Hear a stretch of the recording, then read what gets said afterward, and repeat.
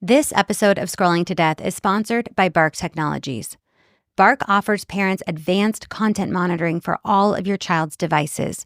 Bark is literally helping to save lives and has alerted parents to millions of life-threatening situations like self-harm and severe bullying. More on Bark in the episode notes.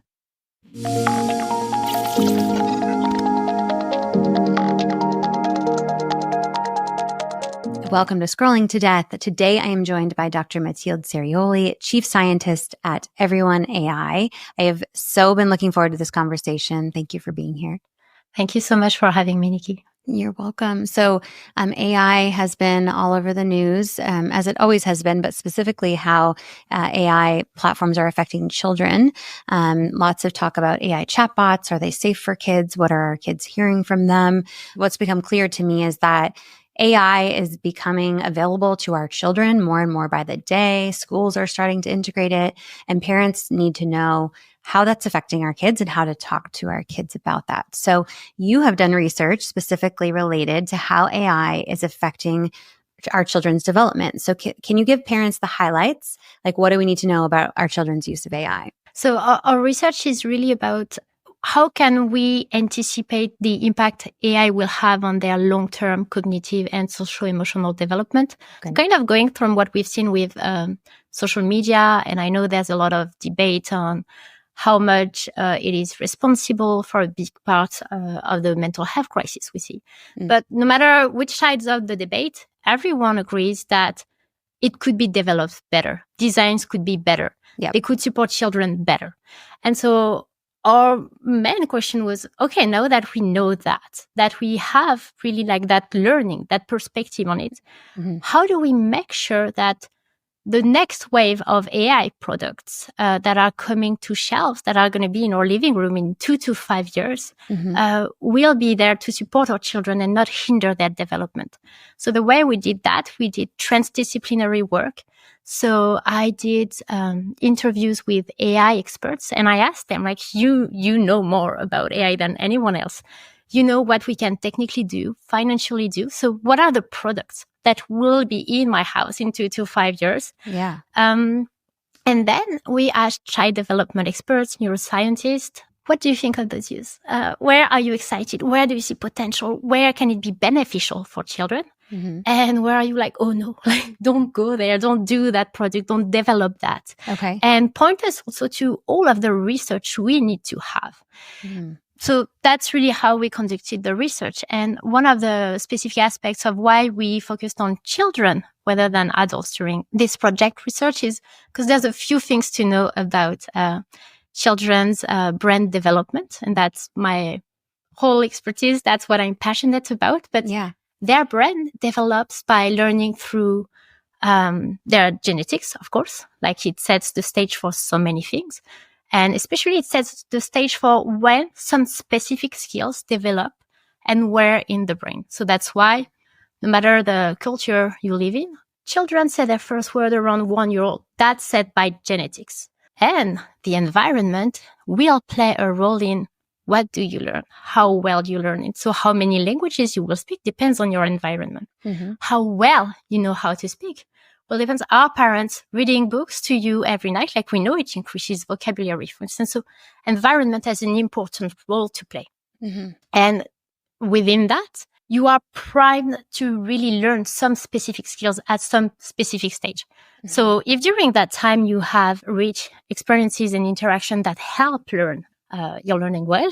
And if you miss out on those opportunities, you can still learn, but not as effectively. So a perfect example is my accent. I learned English outside of my critical window of development. So I can still learn English, but honestly, I sound better in French. It's easier for me to be articulated about what I want to say. Right. And I don't have an accent because it's something that I learned really when I was supposed to learn it. And that's really the question we're asking about AI. It's going to be everywhere during their downtime, in education, in the way they interact, because they're starting to interact more and more directly with machines.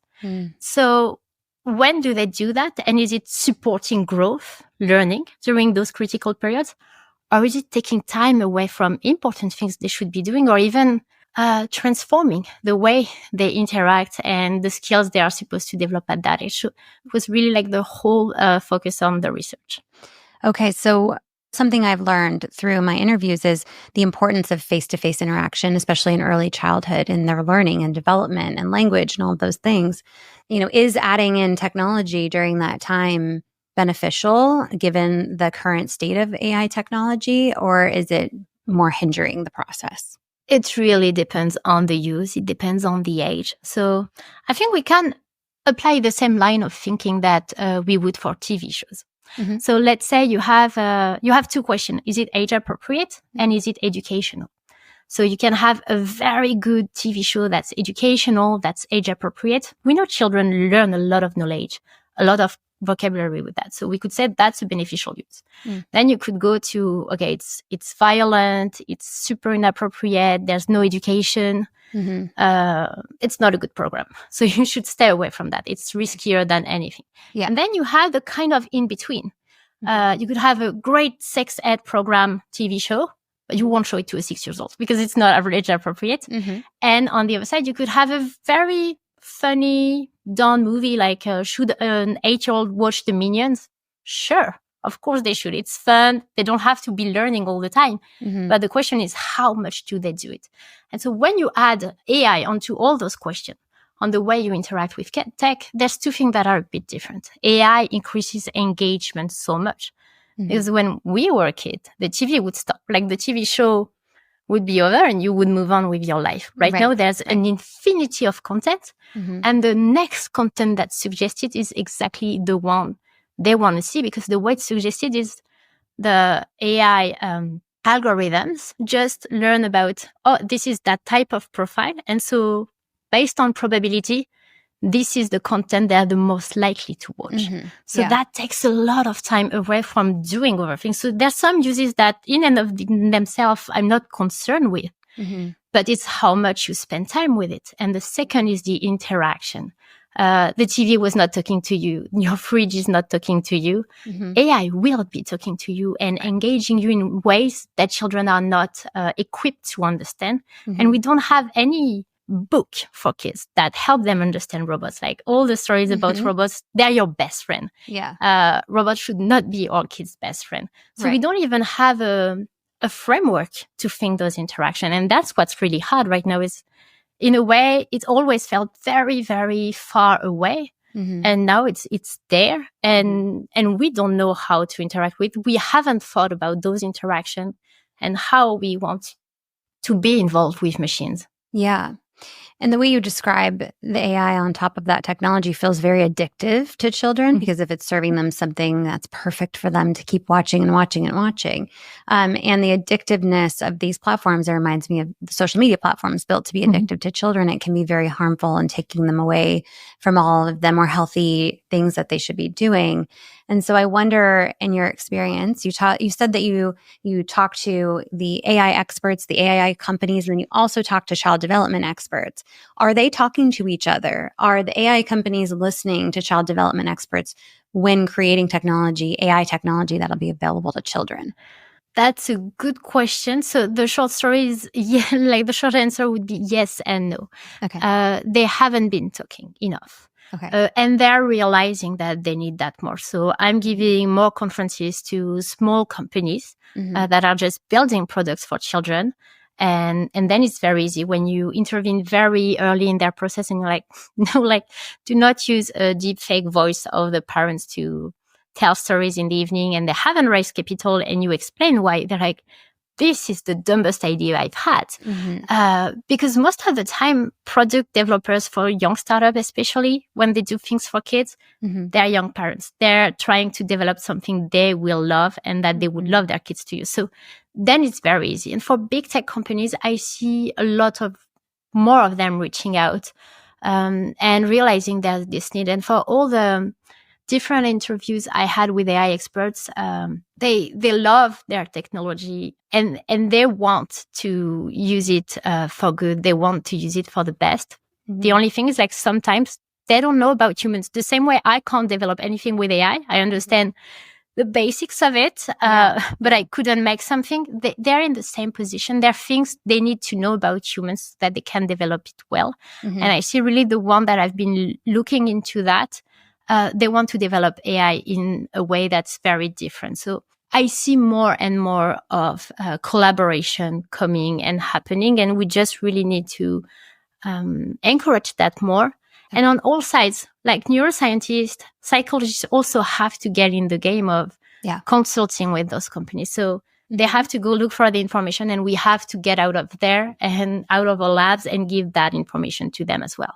Okay. Yeah. And there's been companies that have come to market too quickly and without safeguards in place, and children are being harmed, which we'll talk about. But you brought up an organization, an AI company that was developing something where a technology could read a kid a story in their bedroom in the parent's voice. I'm curious if you can explain why that is not recommended for positive child development.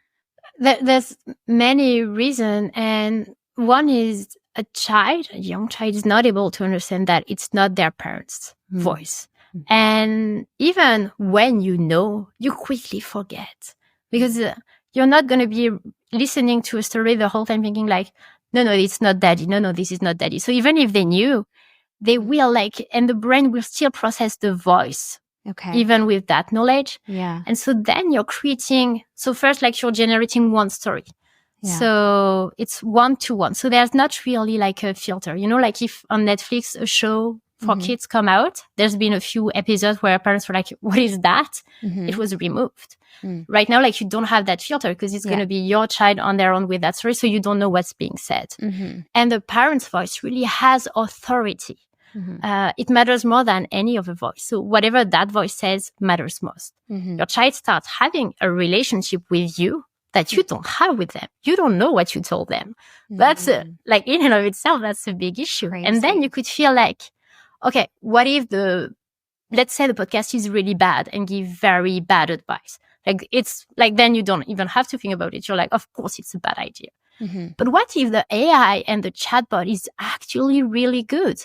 Then you have a parent that tells the best story, that's always patient, never had a bad day, never stressed. How does that child then start interacting with that podcast of you that's the perfect version of you in a way? Mm-hmm. And then come to terms with the version that's trying to put food on the table after a long day and being interrupted every 2 minutes. So there are a lot of things there. And I could go on and on about that example. There's other issues, but those are, I think, the main one that we can see pretty quickly. And talking to that entrepreneur and just saying that, it was like, okay, let's drop it. It was dropped like that. But once they've raised millions on this idea, right, and you come and you say the same thing, they're like, yeah, but we can...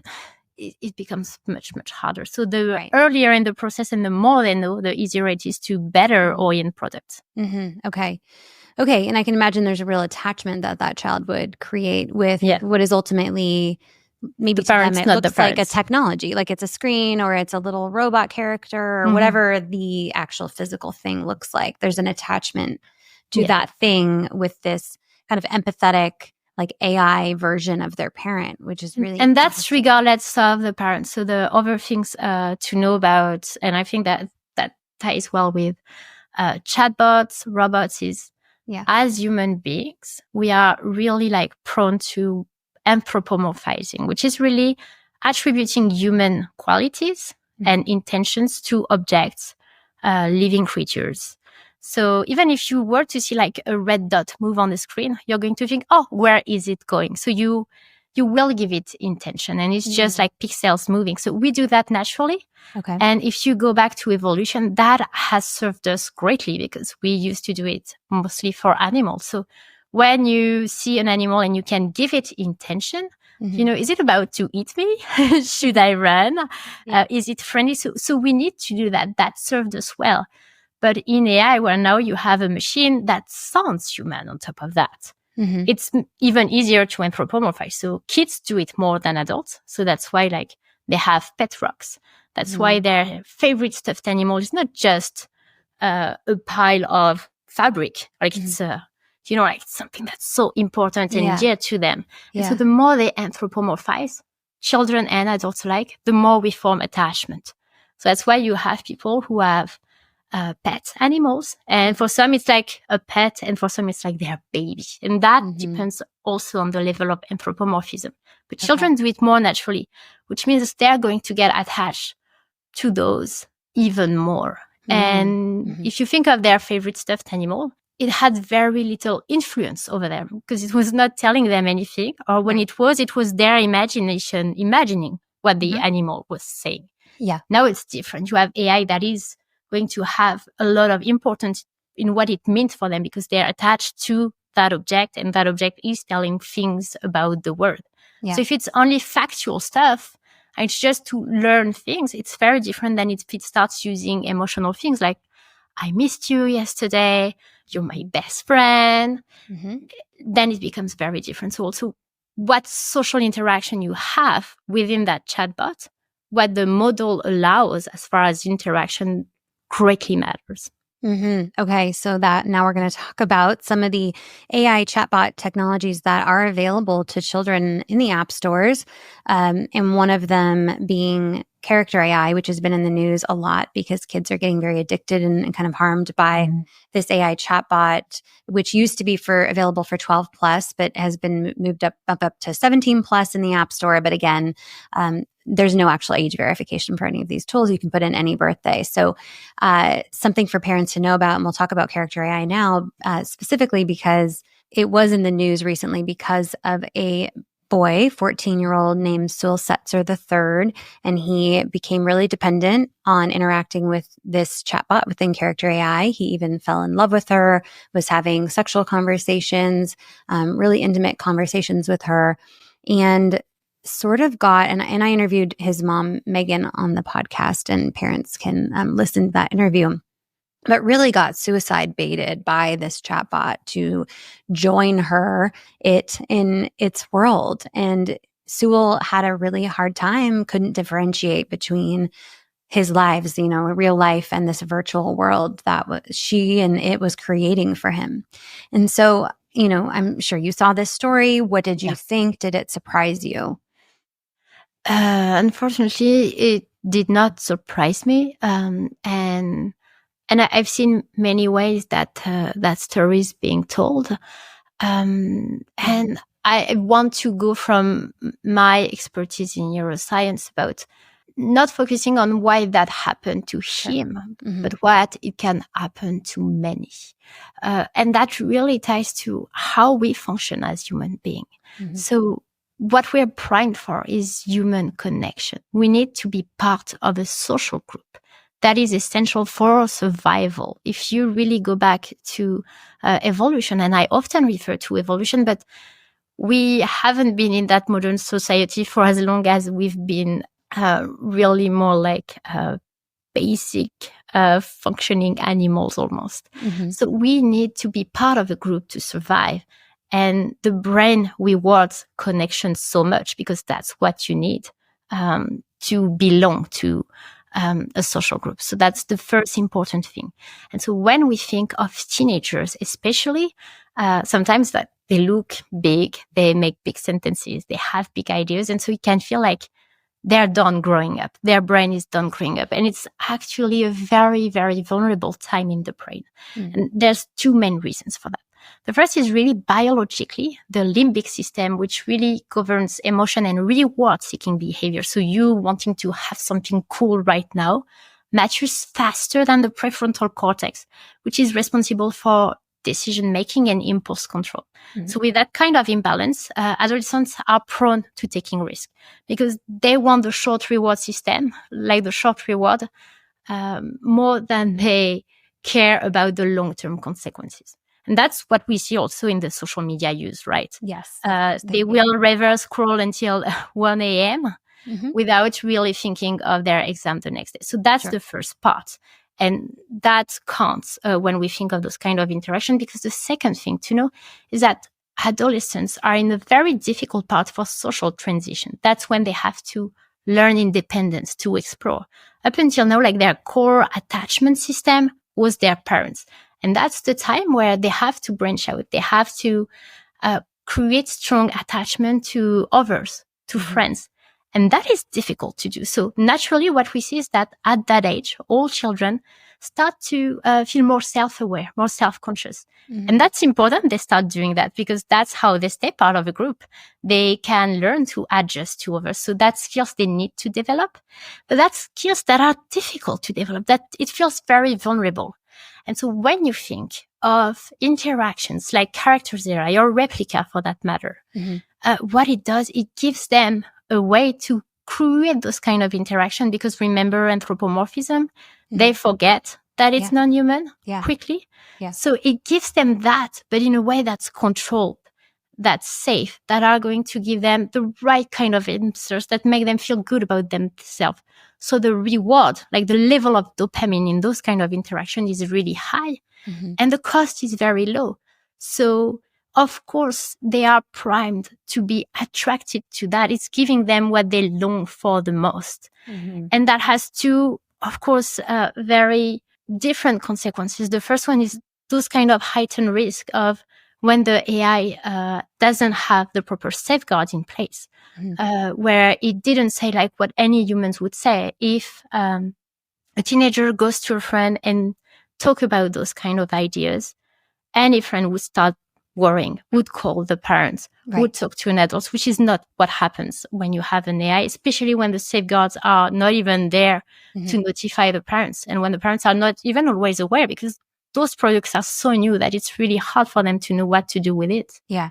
And the second is that's the age where they need to learn that. So remember those critical sensitive period where they're like primed biologically to learn that. They're missing on that opportunity. So even if we don't consider the risk and we're like, okay, let's put all the safeguard in place, still, it's not how we want them to learn to be with others. They have to learn to fall in front of 100 person in the stairs at school and recover from that experience and realize that they need to build that social resilience. And they can't build that when they're interacting with those kind of AI system. Yeah. So I think the question is more like, how do we make sure that we safeguard really for them those important relations they need to build in the world? Amazing. Okay. Yeah. And that can be hard when kids have access to this, because these chatbots are always on. They're very personalized. They build a world around the conversation. So it's not just voice or text conversation. They're explaining, that they tuck your hair behind your ear or the breeze hits your face. They're giving you this virtual world that these kids are getting immersed in.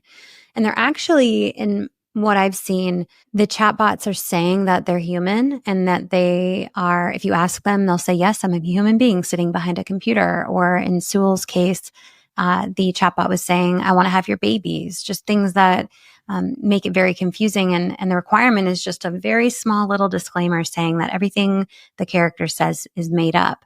How important do you feel like it is for AI tech or chatbot companies to be very clear that these bots are not humans? Of course, like they have to put that in place, but even if they do that, it's not going to be enough. They're just not ready for those kind of interaction. And honestly, I really question whether adults are much better equipped for that. Okay. Because it falls really into our cognitive biases. So they're really hard to go back from. And even adults that talk to, that's the thing, they talk to ChatGPT. They have conversation with ChatGPT. So we don't have the language to even say, how are we interacting with those products? This doesn't exist. And so everyone forgets about that. Like, that's what I work on all day. And still I will anthropomorphize ChatGPT without wanting to. Like, at some point, it's always telling you, oh, that's such a great idea. And at some point I was like, this is a machine, it doesn't know. So I removed that. I said, like, you're not allowed to give any opinion. And for the first 2 to 3 weeks, I was bummed. I felt like, is it mad at me? Oh my, and that's what I do all day. So I know better, but it's naturally built into our system. So it's going to be really hard to come back from that. What's reassuring is that some of the big players in the tech industry right now are against anthropomorphism. They're not all for them. So there are a lot of companies around AI right now that are knowing more about anthropomorphism and say like, this feels manipulative, this feels deceiving, and we should stay away from that. So I wonder if we're also at a path where we kind of need to learn the risk, so that people make better decisions. But in the meantime, I don't think right now there's good platforms that allow those kind of interaction. Because you could have a chatbot for a teenager that would give clear information on how to be part of a social group, not without telling them you're doing so good and you're my best friend, but when you have those type of thing, here are 5 ways you could act, So you could use it to educate, though I think it's interesting to also have this conversation with your parents or trusted people, but some maybe don't always have that support. So there are ways it could be used. Israel right now, it's not really the case, unfortunately. Yeah, because they're trying to make money, and so they need the kids on there for as long as possible. They need them upgrading to the paid version of the apps. And so in order to make more money, they have to make it human-like and engaging and keep the kid on there as long as possible. As long as their key metrics is going to be engagement, we won't have good use. And that's the thing as well, is if you try a chatbot that is very low anthropomorphism against very high, people are going to want to use the high. So there's also like, because we don't know enough, if you were told like, this is bad for you, this has all those risks, then you might be able to say like, oh, it feels fun, but it doesn't mean I should do it. But people don't even have that knowledge yet, because we're really at the beginning of all of that. So we need to increase AI literacy. So people are very clear on what AI is, what it can do well and what it can't, but also human literacy, so that we're very aware of, I might be very attracted to that, and it doesn't mean it's good for me. Like we can see that already with, like substances that are not good for us. Some might feel very good while using them, and you're very aware you shouldn't. So that's kind of that same thing that needs to happen, where we need to understand ourselves better as humans, so that we get to make the decision for ourselves of what kind of interaction do I want to have, which one is going to be healthy for me in the long term. Yeah. And I think, adults are better off in making that decision for ourselves, because we have our fully formed brains, although these AI chatbots specifically are still very addictive to adults, and adults are struggling with attachments to them. But if we just look at minors, children, you mentioned like, you don't think they're ready to interact with these AI chatbots given their status of their brain development. But it's hard for us to kind of limit their access, because these chatbots are integrated into everything, Snap and Meta platforms and all of this. So, but generally, do you feel like it's important for parents to double down and really do our best to not have our kids accessing AI chatbots given where they are right now? I think as much as possible, delaying is very important. The longer you wait, the less you have to address those issues. But then I think the second part is having conversation with kids. And I think that's why it's so hard to be a parent right now, is we have to have conversation with our kids where we're not even educated to have this conversation, because it's new and most parents don't know much about it.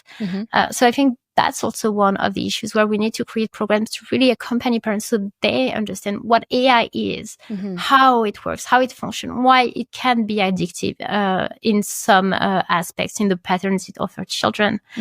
So I think that's the first thing. But the second is really, how do we scaffold that? How do we have conversations so that when they start using it, because there's only so long you can delay. At some point, it might be very difficult, and all families make their own decision. But what kind of conversation you have about, do you notice how you feel after interacting with that? How long have you spent on that?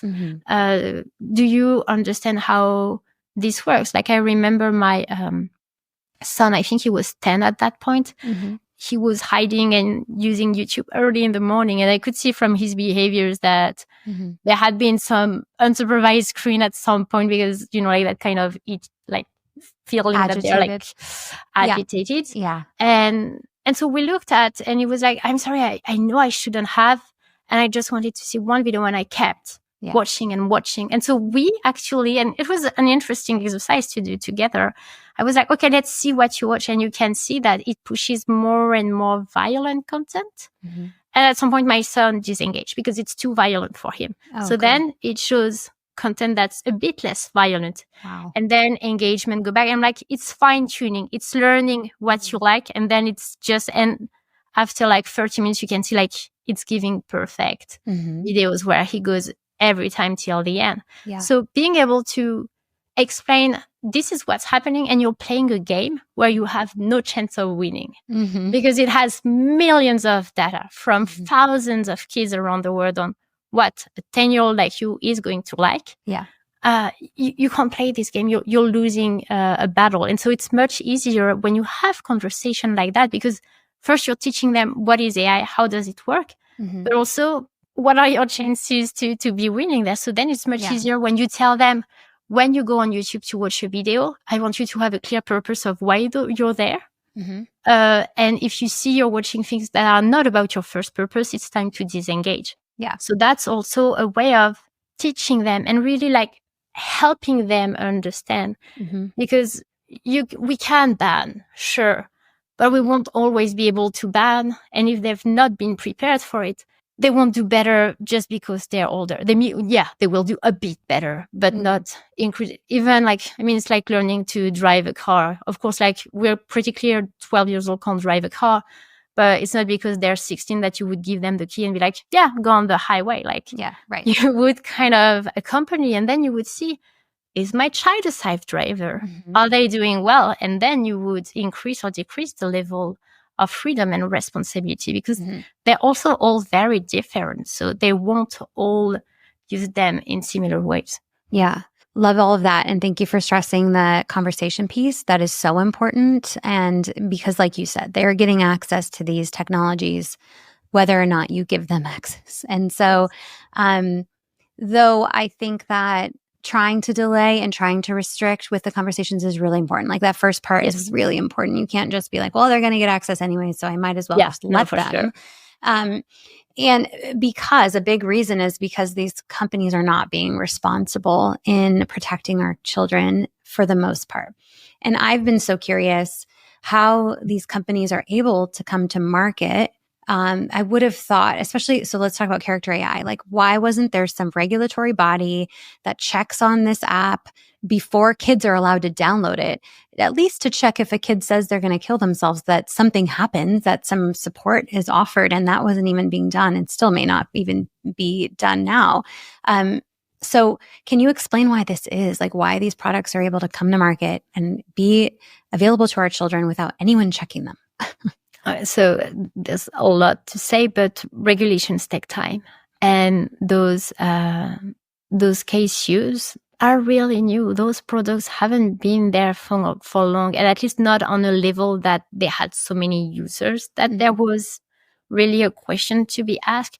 So regulators are working on it, and it's going to take a while, unfortunately.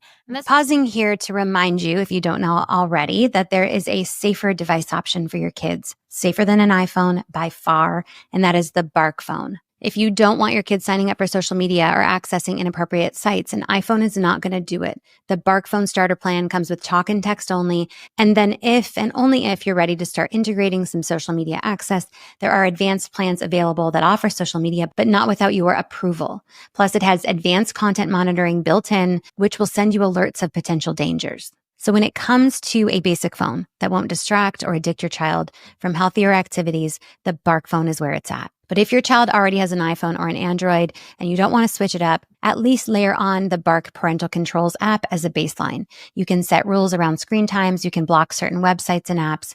You get alerts of harmful content coming their way and a ton more. And if you're interested in a watch for your child, please check out the new Bark watch. Going back to our nonprofit at everyone.AI, is we drive research. We collect as much research from sociology, anthropology, neuroscience, psychology to see everything we already know about how we function as humans. And then we also collect what we can see from human-machine relationship. So there's less because it's a newer field, but there's already elements.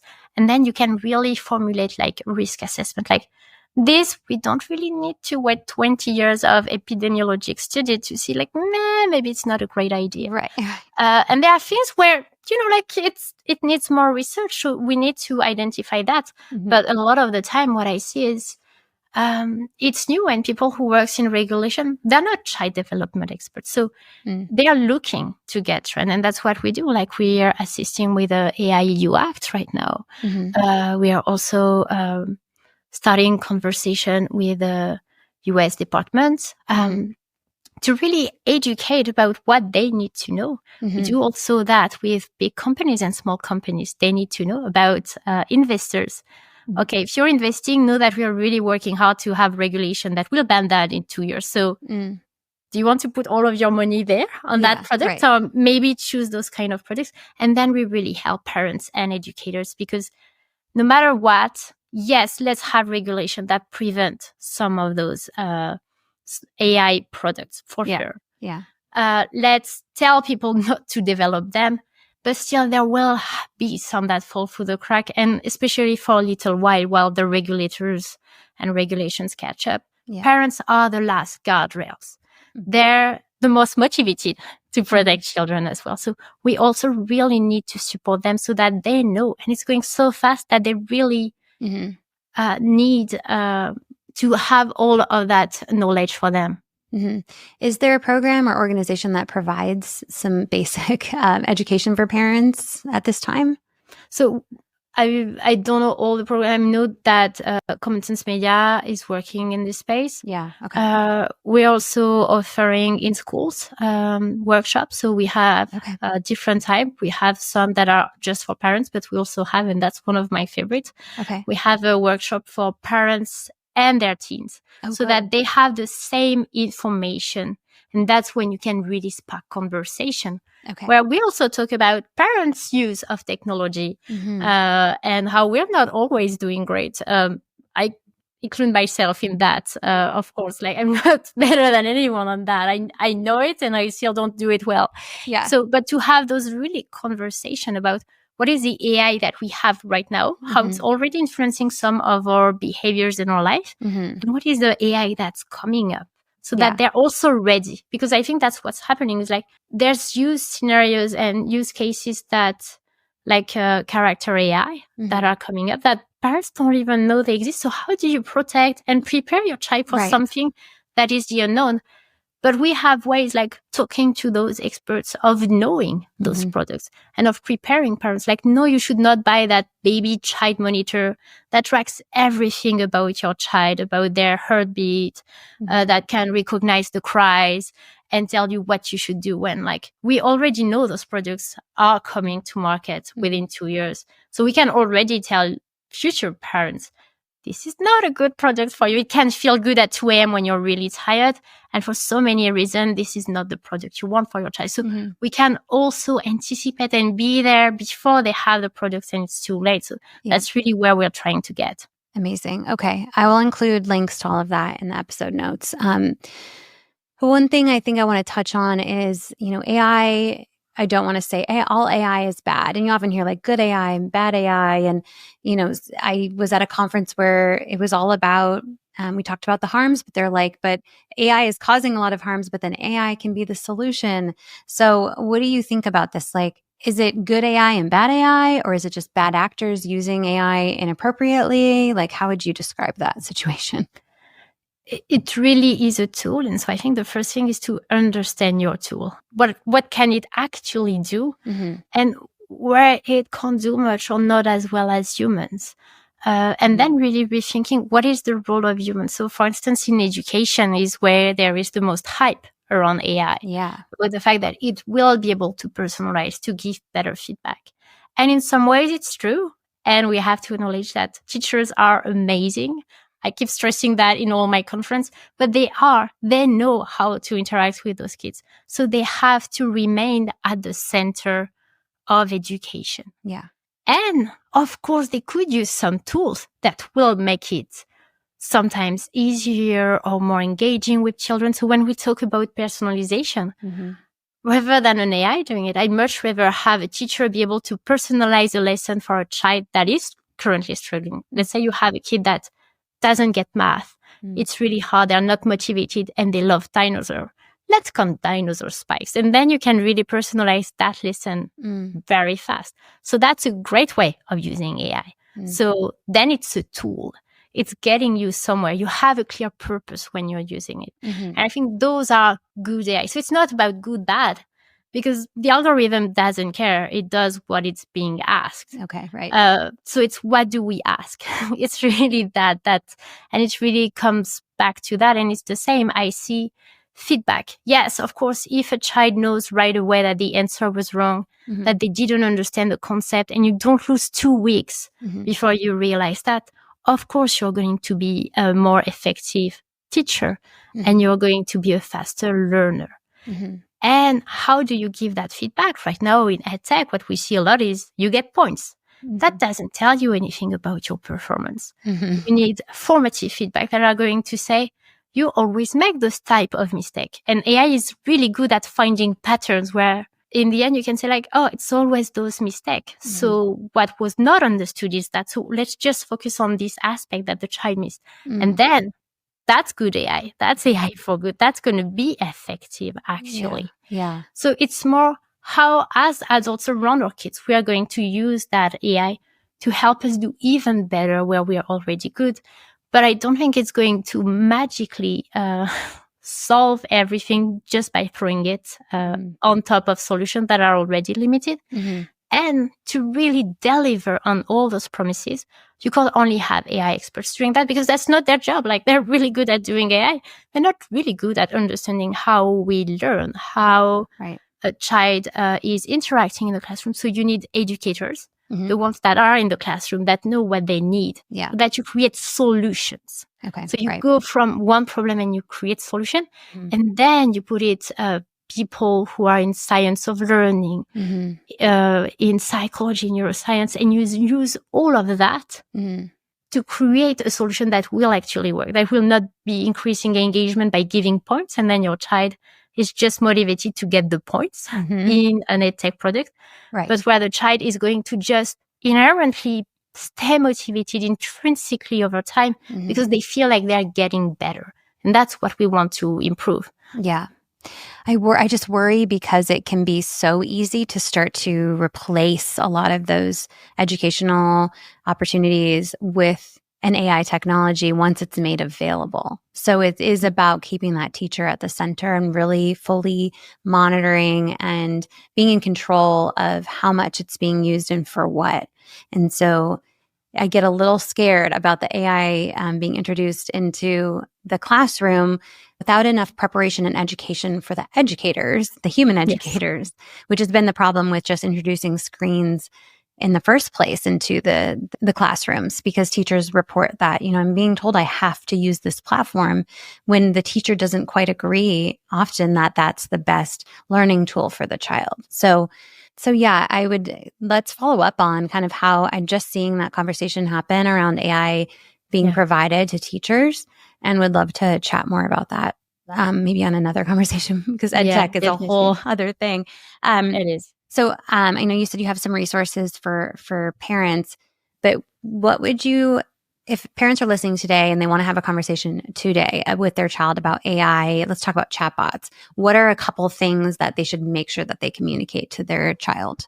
I think the first thing really, before even the conversation, is setting up the parental control as much as possible. Like that should be the first step. And it's hard to do. Unfortunately, there is a need to really design better UX so that it's easy for parents to put that in place. I agree. Then it's not just about what they do but what they do when they're not engaging in that. So are you using AI and you've already done other activities during the day? I don't know, is it the same to watch TV for 2 hours and you haven't done anything, or you've been for a hike and you've met with friends before? Those things matter. What you do outside of any digital world matters quite as much as you do when you're engaging with that. So Great. that's honestly like two big first steps. Then having those conversations, I think being open and also understanding where they come from. And that's why I said sometimes it might be hard to delay, because you want your child to be able to be part of their social group. So it doesn't mean they should have social media, but maybe sometimes they have to at least know what it looks like. Can you show them your own if you have some? How does it function? How do you create connection with them about that? So that they're also, and I'm not saying that for young kids, but like for more like when you get into those preteen, teen years and you see that they're kind of asking, so that they know what it looks like. Because the more they don't know, the more curious they're going to be about it. And they will find ways to find information they're looking for. So, and because when you do that, if you show them some of your social media, for instance, the thing is, they're getting used to having that conversation with you. It's not something that's apart from you. So that fosters the connection, and that fosters the conversation you want to have. Yes. Of course, delay. And when you can't, then that's a good moment to, if you've already set all of that, it's going to be easier. Another one is that they do what we show them. So we also have to become better role model about how we use our tech around them, what we call technoference. It's already having an impact on them. Actually, like 80% of kids report feeling lonely at moments because of their parents' screen use. Did you call it technoference? Yes, technoference. It's really like the fact that the way we act, and actually like researchers went out in the wild and they did cool experiments where they rated parents' interaction with their kids in restaurants and at park, and they looked how parents interact. And so if you're having a conversation with someone, if you're reading a book, doing a craft, or on your phone, and then they looked at that and they saw how parents were acting. They see that parents are much more frustrated easily. They're less patient. They're less stimulating, because we are so engaged and we don't want to disengage. So the way we use our tech around them is also showing them how we use it. And when you start having those conversations with them on, and I think that's a good conversation starter. When does it upset you that I use my phone? And really listen to what they have to say, because we can't only be the one blaming them.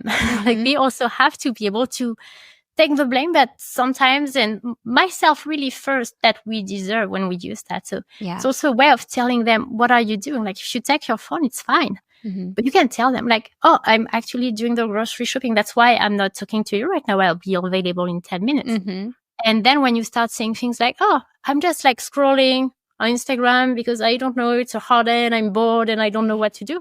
That's embarrassing. It's harder to say that. So then you have to model a bit better. Right. So I think that's one of the ways to have those conversations is also to share how much sometimes we struggle. Like, I don't know why I was on my phone. I think I had a hard day. I was stressed and I was just kind of venting on there. And so that we tell them about how it's interacting with us. I love and everything then the more you can be part of a group and of a community that does that. The more other parents around delay, the easier it is, because then you're not the only bad parent, of course.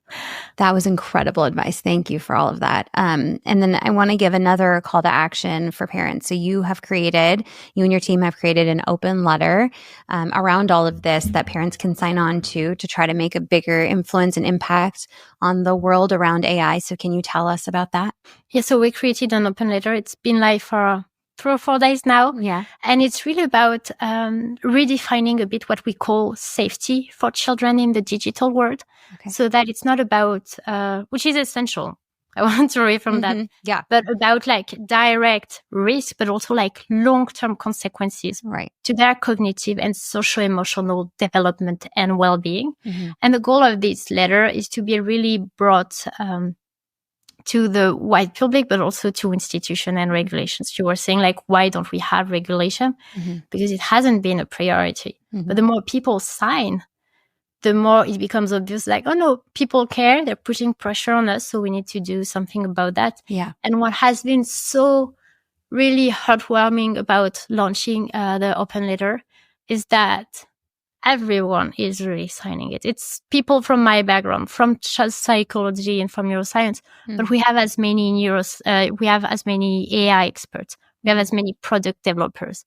We have bigger companies that are ready to sign it and to show that they actually care. Because I think it's important to remember that developers of their product, they're also parents. They actually care. They don't always know how to put everything in place because those are big machines to move and they have to do better. But I also think like there's really a will that's coming from inside that we need to encourage. So that's really what we are doing so that we can push toward regulators and show how much it's a priority. Okay. And I'm assuming it's really quick to sign. I'm just going to say that. So parents, I'm going to put the link in the episode notes. This is a simple, quick step you can take to start showing your support in demanding safe environments, AI environments for our children. And so I love that you have this available right now. So I'm going to be sure to include that, and I'll do a separate post on Instagram encouraging parents to sign. But anything else about everyone.ai and what you're working on, can you share that? And then where listeners can connect with you. We're working on the next research report that we really want to be about generative AI interaction and children, and what kind of parasocial relationship should be implemented and which one should not be implemented, and really come with clearer age, because you were asking me like when can they start using that. Well, we really have to gather more evidence so that we can give actual answers from what we know from science. Yes, thank you. So that's one of the first things we're working on. We are working really hard with regulators right now to move the lines so that it becomes a subject, so that there's more funding, interest, urgency put on this. And we are always developing new training for companies and for parents and in schools. So it's also a great way to have us come even online to your schools to give talks, either sometimes to the teachers and educators or to parents or to the kids. So we're working on developing all of that. Okay, amazing. Thank you so much. And everything's available at everyone.ai. Very easy to remember. And so let's have continual conversations as you guys release more research. And I want to talk about AI in the classroom. But thank you. This was a fascinating conversation. I think it's going to be really helpful for parents. So thank you. Thank you so much for having me, Nikki. Yeah, of course.